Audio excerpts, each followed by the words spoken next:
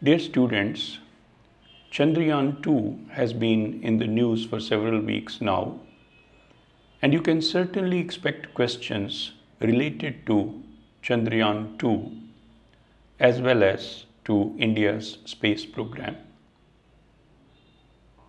One topic which is relevant for both GS as well as essay paper is the question which is sometimes raised by some people.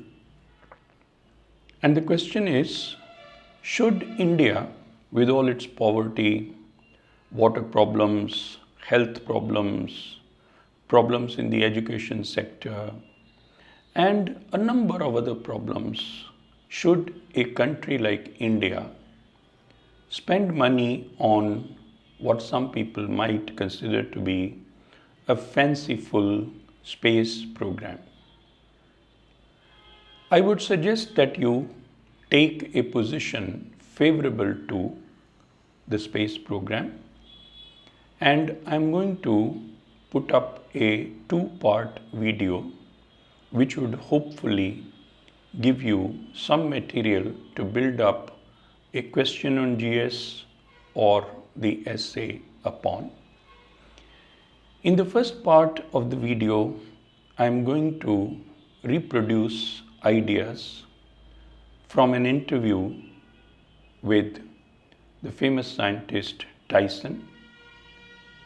The interview was taken by Times Now channel, and I have given a link to that video below this video of mine. You can watch that video to know what exactly he said.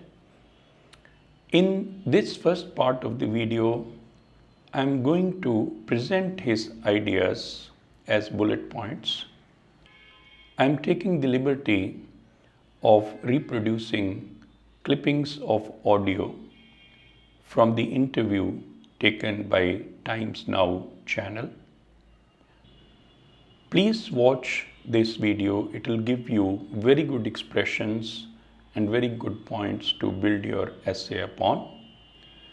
And then you can watch the second part of the video, which I'll be producing and putting up subsequently, in which I'll try to cover various aspects of the problem of whether India should spend money on a space program or avoid it.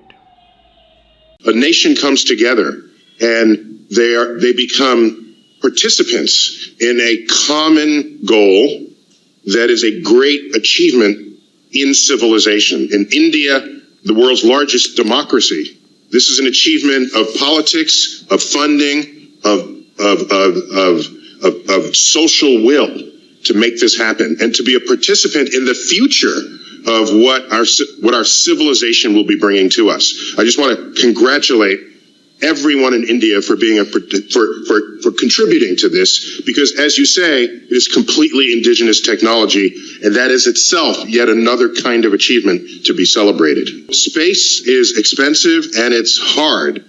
If you can do it for less, that opens up other opportunities, not only within your country, but for other countries looking over the fence saying, oh, is that how you can do that? Oh, I didn't know you could do it on the cheap that way. And then it becomes, you can set an entire movement into place where space becomes something that is not just what the rich in the richest countries can embark upon. It's something that can be part of everyone's dream, practically no matter what your economic circumstances are. This mission is making headlines right now. And let's say I am a teacher or I'm a student and I'm reading those headlines and say, wow, I wonder how we did that. Let me investigate that. Oh, you had to learn science. You had to learn math. You needed engineering, especially engineering. And so you mentioned the scientists that were fundamental to this. There are surely thousands of engineers back there as well who participated. So you create a culture where these activities are valued. And out of that culture become other benefits to the nation. And because you create a situation where, oh, we can land on the moon, I know we can solve this other problem. And it's not just spin-offs. Yes, there will be spin-offs, spin-off technologies, where the lander promoted something else that came out, derived from it. Yes, but that's not the biggest effect. The biggest effect will be on your educational system, where people will say, I want to be a scientist too. I want to be an engineer too. And the future economic growth of any nation in the world is linked to innovations in science and technology. Without it, you are a spectator on everybody else who is investing that way. You have gone to the moon without a military motive. You're doing it because you know it's a good thing to do. You know it can stimulate interest in technologies and other pathways of human pursuit that will benefit India down the line. And again, I just congratulate you all. All of this ballet, this space ballet, has to be done with high precision. Otherwise, you can miss lunar orbit when you get there. The deployed lander could go into the wrong place. It could have the wrong speed. All of this has to work. And that's why space is hard, and it takes smart people, it takes scientists, and you've got them. And you have them on this mission. When you're near the poles, there are craters, but when you're near the poles, the sun never gets very high above the horizon.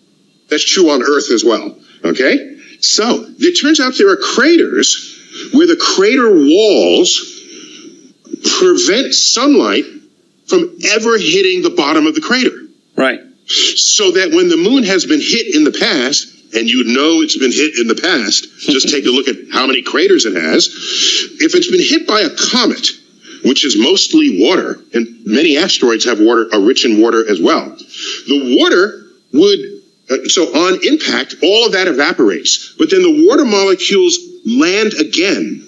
If they land in the bottom of a dark crater that never sees sunlight, it's called, it's a trap. It's a water trap. That water that hits in the bottom of the crater will never evaporate out again, and it will slowly accumulate. And so we have high hopes, as you announced at the beginning, that if we find these places that have water, that can target future places to land astronauts, so the astronauts don't have to bring water with them.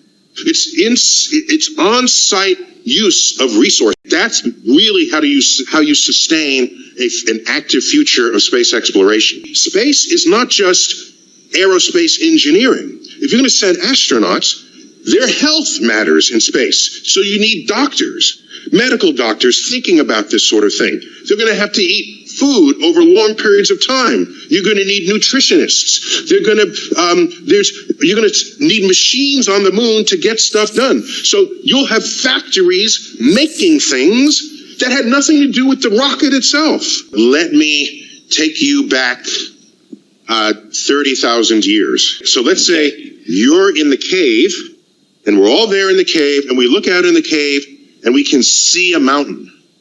Are you the person in the cave who's saying, no, we shouldn't visit the mountain because we can see it?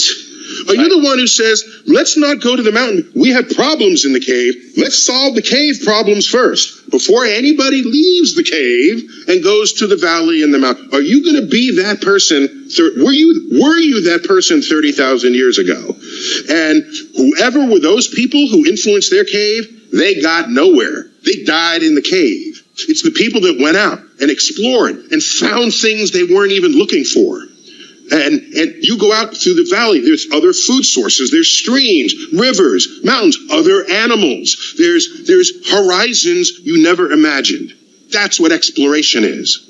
And when it's in your soul, when it's in your soul of curiosity, discoveries await you, and the future of civilization awaits you as well. You can imagine a future where your destination, you say, I want to go to Mars today.